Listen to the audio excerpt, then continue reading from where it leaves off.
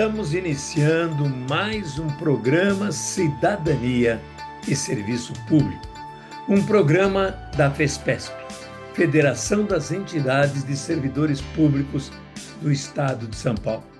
Um programa que traz para você notícias sobre cidadania e serviço público. Vamos lá?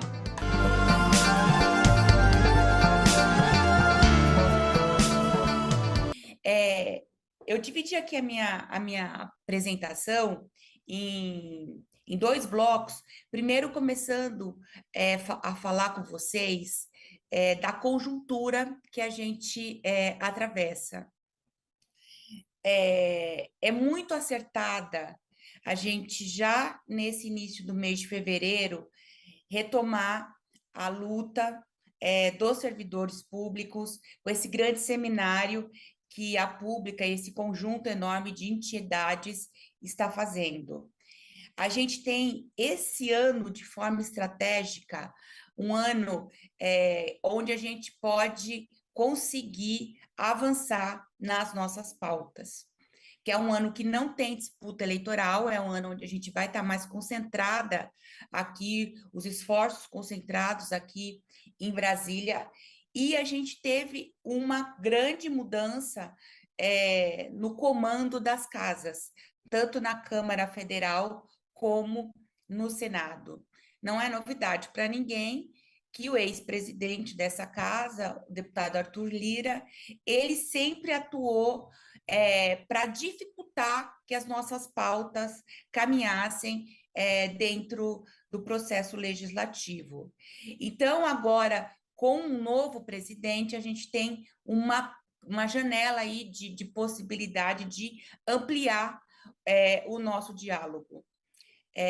Por um outro lado, todo mundo tem acompanhado de forma surpreendente, não digo, mas de uma forma indignante, o que tem sido o retorno ao poder do presidente Trump.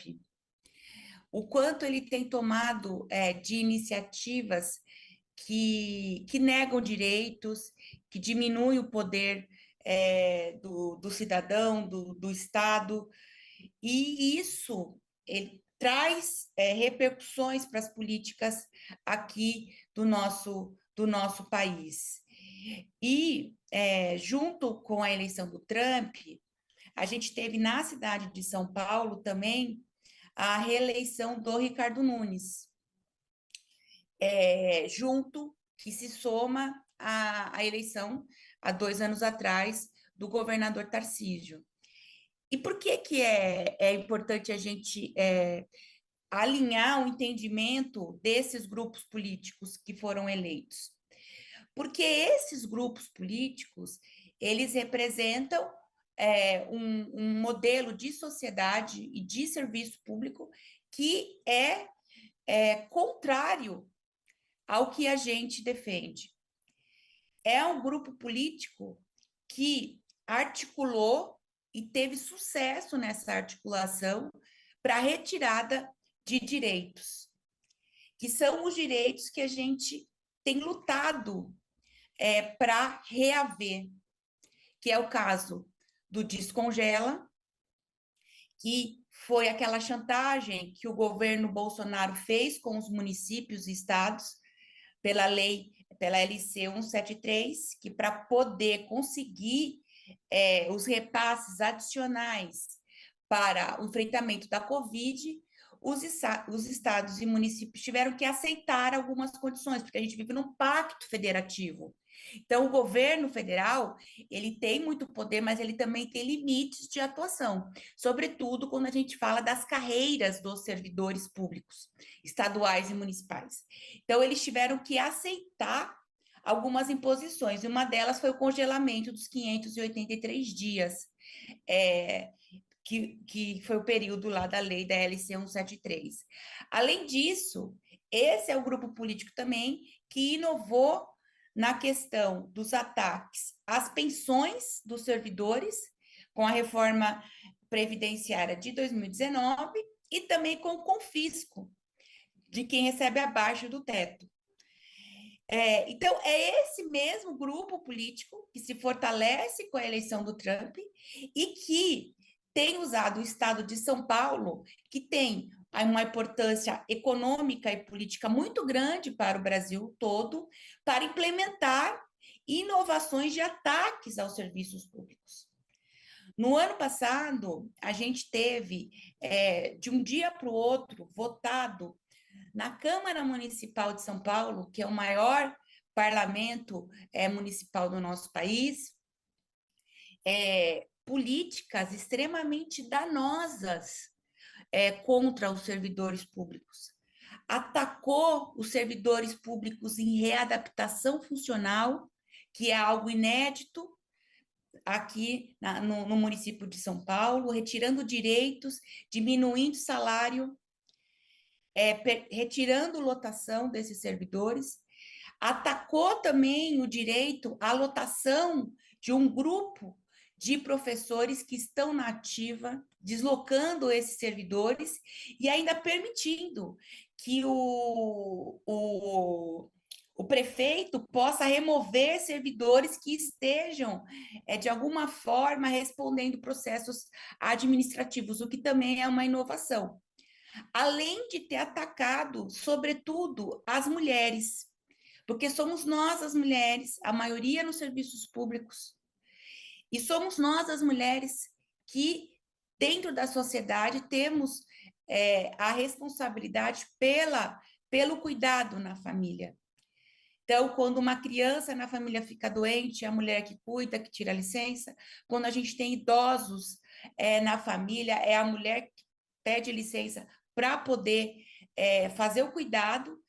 E essa licença também foi criminalizada pela reforma do Ricardo Nunes.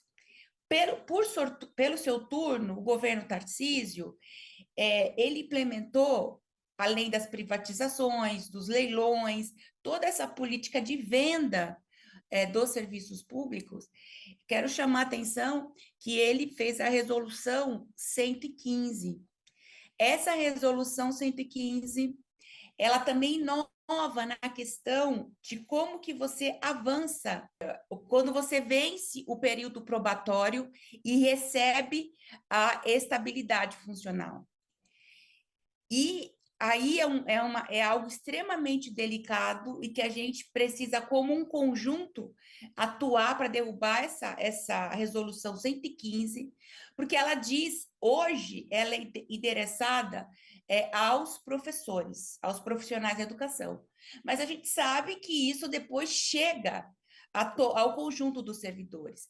E o que essa resolução 115 coloca? Que além de ter assiduidade, pontualidade, de você tratar com urbanidade, de você já cumprir todos os requisitos que estão lá na legislação, que falam sobre a estabilidade, ele vincula o direito à estabilidade do professor concursado, dos profissionais de educação, a desempenho dos alunos nas avaliações externas.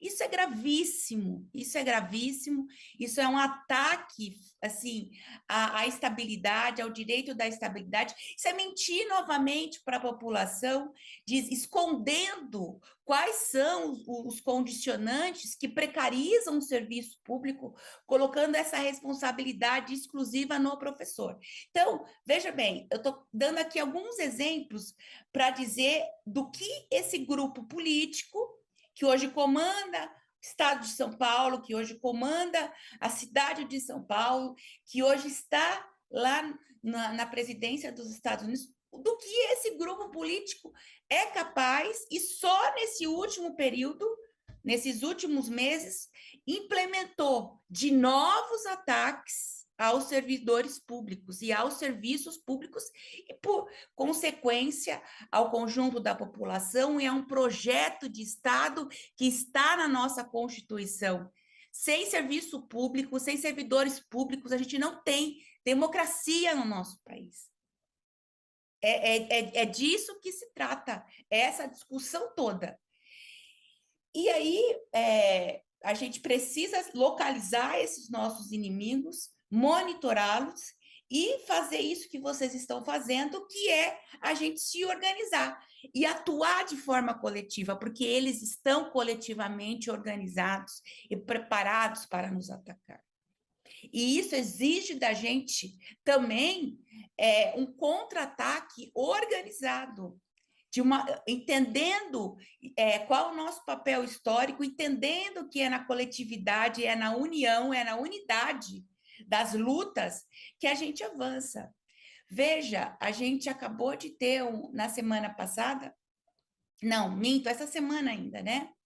Na quarta-feira, uma vitória histórica dos povos indígenas junto com os trabalhadores da educação lá do Pará. Eles ocuparam por 24 dias a SEDUC e obrigaram o governador e o secretário de educação de lá, que é um velho conhecido nosso aqui, o Rocieli, a recuar numa lei que avançava nesses mesmos sentidos de retirada de direito dos profissionais de educação e também suprimia, acabava com o capítulo da educação indígena no estado do Pará. Então, ali a gente tem um exemplo muito contundente de luta, de organização, e ali a gente teve uma vitória, que é uma vitória de todos nós, que mostra e reforça que o caminho é a luta radicalizada, radicalizada no sentido de união, no sentido de defesa dos princípios. E também conseguimos pautar no todo da sociedade o fim da escala 6x1. Hoje, todo mundo discute essa questão, e isso tem a ver com condições de trabalho, condições de vida, de disputa, de concepção de sociedade, de mundo. Então, a gente também tem avanços da luta da classe trabalhadora, a gente também tem avanços nesse sentido. E quando a gente olha lá para o Congresso Nacional e todas as pautas que a gente tem, uma outra observação que a gente precisa ter em mente, que a gente atravessa uma conjuntura de luta que a gente não está lutando e conseguindo avançar em conquistas de mais direitos, mas a gente está lutando para que a gente não perca mais direitos e para a gente reaver direitos que nos foram tomados. Nossas grandes lutas hoje no Congresso Nacional, quando a gente olha para os serviços públicos, é nesse sentido, da gente conseguir manter o que aqueles que nos antecederam conseguiram avançar de direitos. Então, a luta do Descongela é essa luta, que são esses nossos 583 dias. Sobre o Descongela, a gente já está fazendo uma rearticulação. Essa semana eu estive reunida com deputados do PT, do PP, do União, porque essa luta é uma luta que a gente precisa costurar de forma suprapartidária para a gente ter força. E já tivemos uma primeira conversa com o presidente eleito, Hugo Mota, e vamos ter uma outra que vai ser agendada nas próximas semanas para apresentar com mais fôlego a pauta dos serviços públicos, com esse conjunto de deputados, mostrando a força, porque além da gente estar nesse momento de lutar para que seja pautado, a gente também precisa ter os votos. E, junto com isso, a gente teve também a troca dos líderes dos partidos.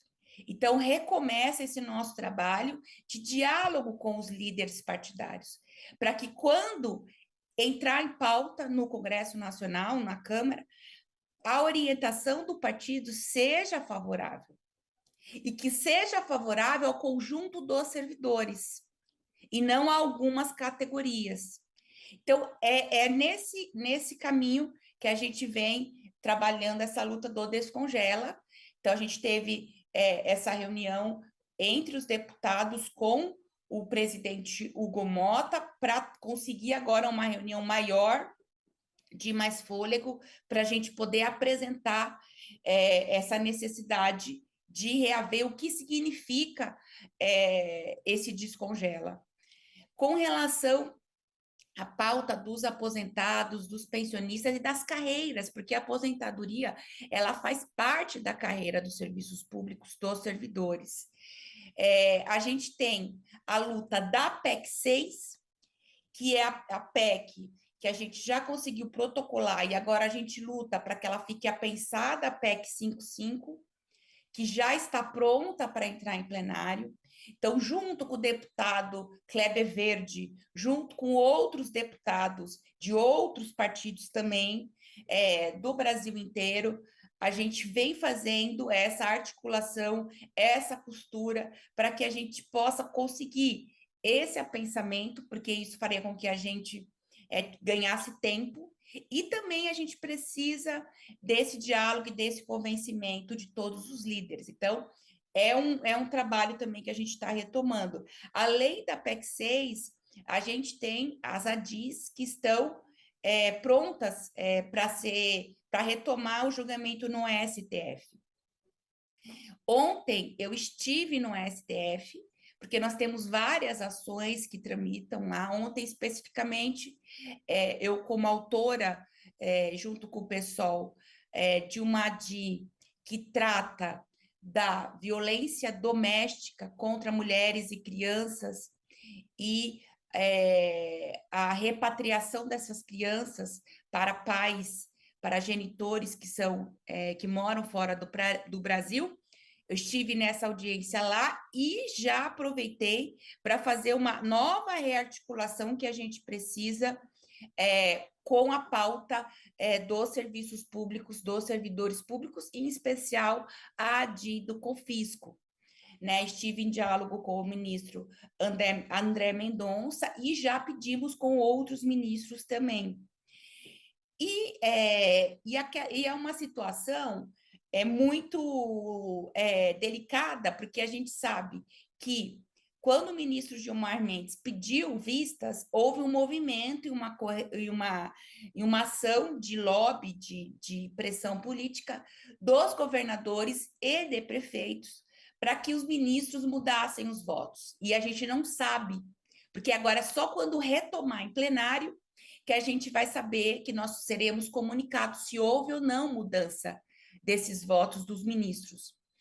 E então é algo que a gente precisa acompanhar, precisa retomar, vigiar, porque e a gente confia que a gente vai conseguir essa vitória para todo o Brasil, mas se a gente não tiver força política nesse sentido e tiver um golpe, a gente já está organizado para ir para a Corte Interamericana de Direitos Humanos, porque o STF só tem votado dizendo que é inconstitucional o confisco abaixo do teto do INSS por conta de um posicionamento da Corte Interamericana de Direitos Humanos. Então, a gente já está preparado caso a gente não consiga confirmar a nossa vitória, porque a gente já tem até novembro, a gente já tinha essa maioria formada, para poder recorrer nas cortes internacionais. Porque, de fato, se trata de um ataque à dignidade da pessoa humana, esse confisco. E o Brasil é um dos poucos países que tem esse absurdo, que é você se aposentar e continuar pagando uma aposentadoria, assim, algo assim inacreditável, perverso, covarde. Então, a gente vem fazendo esse trabalho. E também é importante pensar que a gente também tem a questão das pensões. Eu acho que da PEC da 103, da reforma do Bolsonaro de 2019, esse ataque ao valor das pensões é algo que também merece a nossa atenção e merece a nossa mobilização. E, fora isso, a gente tem a necessidade de pautar ainda o mais rápido possível a LOA. a lei orçamentária anual, ela não foi votada. E isso significa que todo o que foi combinado com os servidores federais, com o Ministério da Gestão e Inovação, tudo isso está em suspenso, enquanto não se vota a LOA. E por que ainda não votou? Porque vocês acompanharam que desde o ano passado existe uma clama e uma luta para que as emendas parlamentares tenham transparência e rastreabilidade. Infelizmente, hoje, como feita, como estão sendo organizadas essas emendas, e não são só as emendas impositivas individuais dos deputados, você tem as emendas de cada comissão, você tem as emendas das bancadas de cada estado, que não tem essa transparência e essa rastreabilidade. Então, há esse debate dentro do STF, inclusive provocado também pelo PSOL, pelo nosso partido, e em retaliação a essa necessidade de se ter transparência e, óbvio, combate à corrupção do dinheiro que é público, que é nosso, os deputados, alguns deputados de alguns grupos políticos, têm pressionado para não votar a lei orçamentária. Então, é esse o que está por trás dessa não votação ainda da LOA. Eu faço parte da comissão mista de orçamento, tenho feito esse debate lá dentro, tenho me articulado e pressionado para que isso caminhe o mais rápido possível, e nós vamos seguir nessa luta. E também existem acordos e pleitos dos servidores públicos federais que não são orçamentários, que não são questões apenas que estão ligadas ao orçamento, mas de condições de trabalho, de conquistas de direitos, e é sobre esses outros pontos que a gente também, que tramitam, não aí pela LOA, mas tramitam pela estrutura do Planalto, que a gente vai conversar hoje com a Casa Civil. E vamos retomar com força esse diálogo para que esses acordos, os pleitos dos sindicatos, das federações, caminhem dentro do governo. E, por fim, eu queria também lembrar que a gente tem uma luta constante lá no Congresso Nacional para manter enterrada a reforma administrativa, que, de fato, é uma reforma que não é uma reforma, é o fim dos serviços públicos com ataques de toda a ordem com relação à estabilidade, à carreira, a concursos públicos. Então, a gente eu faço parte também da Frente de Defesa dos Serviços Públicos, e a gente faz um trabalho de vigilância, porque uma hora ou outra a gente percebe o movimento de alguns setores querendo voltar com essa PEC que está pronta para ser votada, e que é extremamente danosa. E, por fim, eu quero colocar aqui um debate que é muito importante e que na educação a gente tem os dados, mas isso não é só da educação, que é a necessidade da gente sempre lutar pelos concursos públicos, para que eles aconteçam e acontecendo para que as pessoas sejam chamadas. Quando a gente fala, hoje, quando a gente olha para o desenho, por exemplo, da maior categoria que a gente tem em números, que são dos professores, dos profissionais de educação, 50% do conjunto desses servidores são temporários, 50%. É um dado alarmante, é um dado que é contra o que está colocado na Constituição, e isso traz consequências gravíssimas, seja na questão, por exemplo, de como que você mantém o recolhimento da Previdência, e a gente nunca pode esquecer que a nossa previdência, a forma como ela está colocada, é no regime de solidariedade entre ativos e aposentados e pensionistas. Então, se você não tem ativos, é óbvio que essa solidariedade ela fica cada vez mais difícil de acontecer, mas a gente tem também, junto com isso, toda uma precarização, um aumento de assédio muito grande contra os servidores que estão nessa categoria de servidores temporários, prestando serviços relevantes, mas que não têm ali muitas vezes condições de fazer o debate e a luta que é necessária.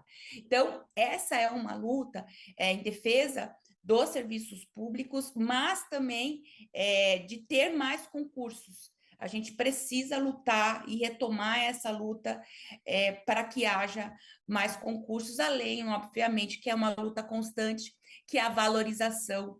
A gente trabalha assim, sabendo o nosso papel histórico, sabendo a importância dos serviços que são prestados para a população, mas a gente precisa de um salário digno, a gente merece respeito, e isso também significa a gente ter condições de poder se manter com dignidade, com acesso a uma saúde de qualidade, e, enfim, a condições de vida.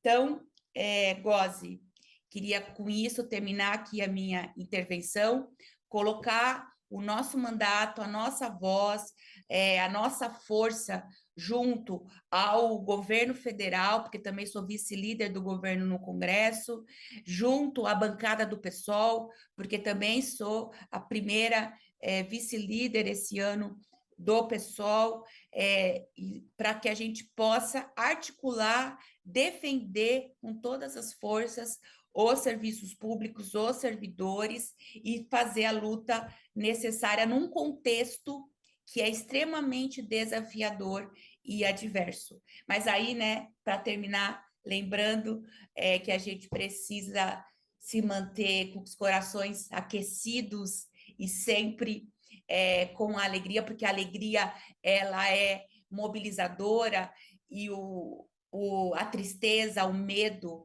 ela paralisa a gente e a nossa capacidade de lutar. Lembrar que é Pavão Misterioso, que quando ele termina ali na música, não temas, minha donzela, nossa sorte nessa guerra, eles são muitos, mas não podem voar, e a gente pode.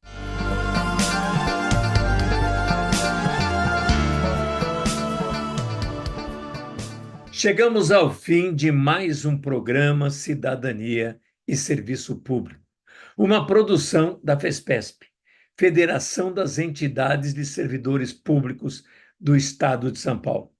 Um programa que traz para você cidadania e serviço público. Até o nosso próximo programa.